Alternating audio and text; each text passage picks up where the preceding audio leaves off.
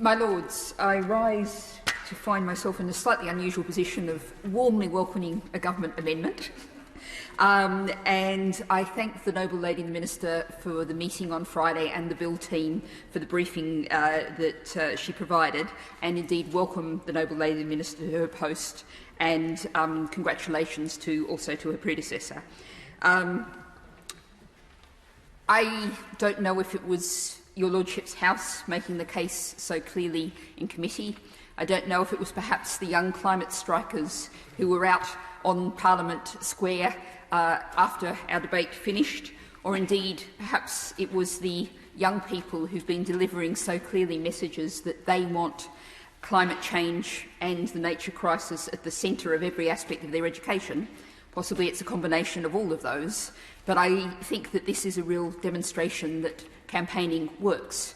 And I congratulate all the members of Your Lordship's House, I think I can say led by the Noble Lady Baroness Hayman, who've helped get us to this point.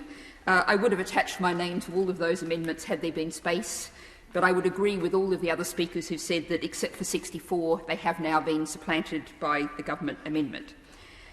I do want to make one point about how this government proposal should be interpreted.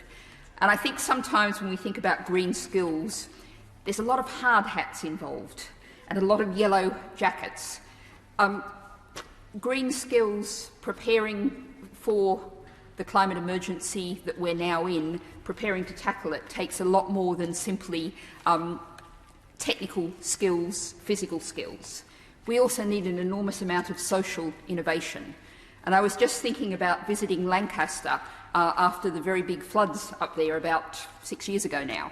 And a couple of years after that, hearing how local communities had got together, preparing flood resilience plans, preparing for the next flood, which is very likely coming. And those communities had organised together to make sure that vulnerable residents would be rescued and cared for and supported, to make sure that they were ready to deal with whatever they could to stop the floods. All of those are community organising, which mightn't be what you think of as green skills, but are absolutely crucial to adaptation and mitigation of the climate emergency. And which brings me really to the point of 64. And it's, as you look at the amendment, it says it's about a skills strategy, but lots of people are talking about green jobs. But I really want to make the point that we need to think much more broadly than just jobs, that we are also talking very much about preparing our society for living in an age of shocks. So I'll finish by commending again the Noble Lady, the Minister, and her team.